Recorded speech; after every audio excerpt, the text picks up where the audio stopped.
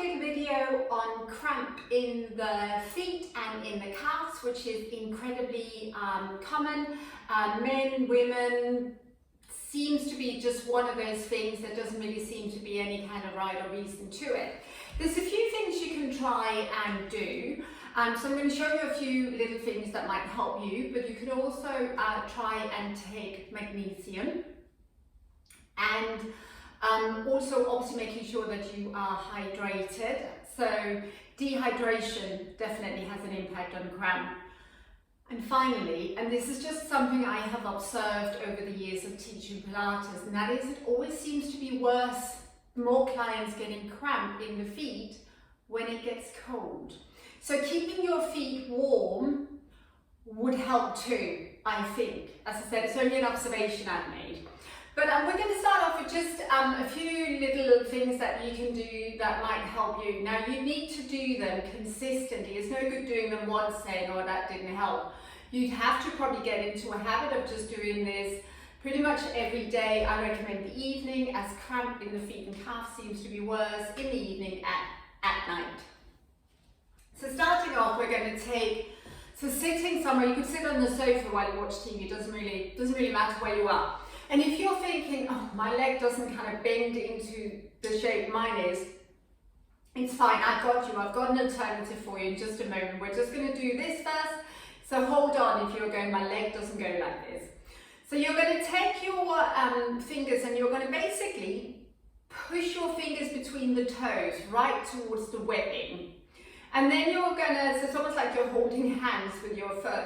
You're going to just gently kind of wiggle your hand around to get a bit of movement into the front of the foot. And there's no sort of particular kind of pattern you need to do.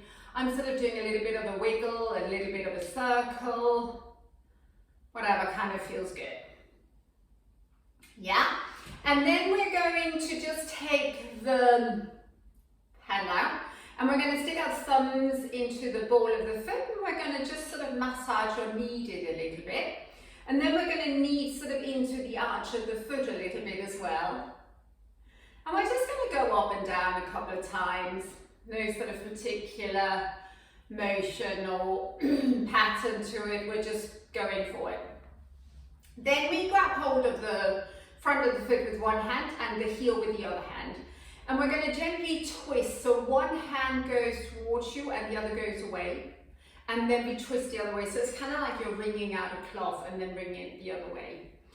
And in the heel there isn't loads of movement, but we just get that sort of sideways movement going on in the foot, or through the foot, or spiraling movement I should say.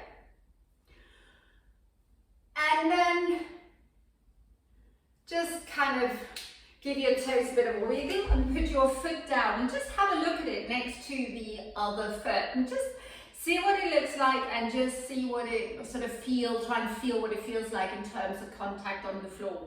So mine definitely feels a lot kind of looser and kind of just softer. So we're going to do the other foot, so we come up and we then kind of shake hands with our foot, so try and get your fingers between your toes all the way to the webbing. And then we just do a little bit of a sort of a wiggle to just kind of try and get a bit of movement through.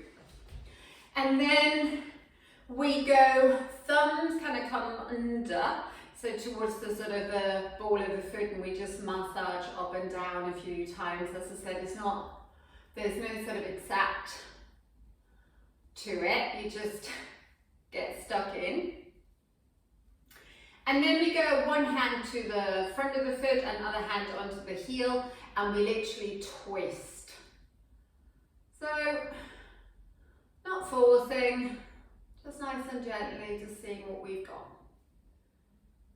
Okay? Just a few times. And relax. Okay, so if you couldn't get your foot into that position that I just had for that, then we could use a ball instead.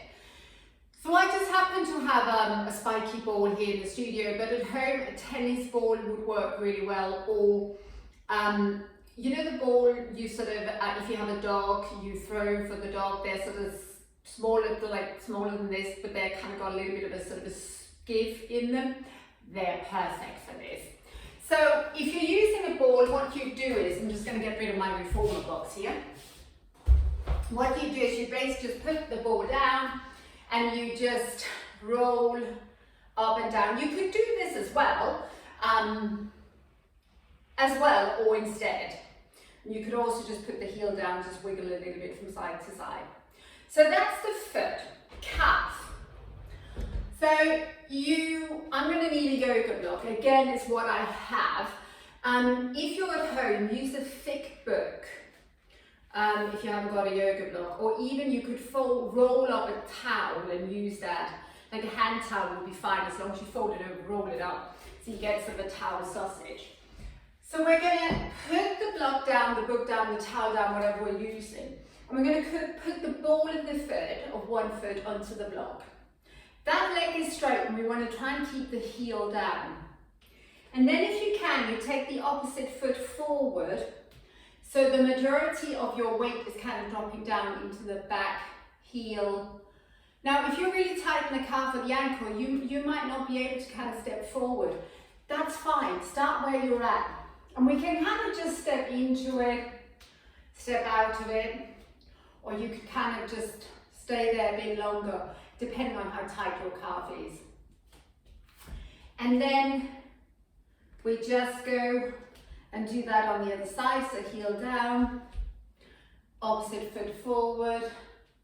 I notice I'm tighter in this calf. It's not uncommon that one calf or one foot or one ankle is tighter than the other. And as I said, you can kind of go in and out of it a little bit, depending on what would feel good for you. And then just step off. As I said in the beginning, you need to do this more than like once and then go and do some more. Try and kind of give it a week, 2 weeks, and see if that then makes a difference to you. Please get in touch and let me know if it helps for you, how you get on. Good luck. See you soon.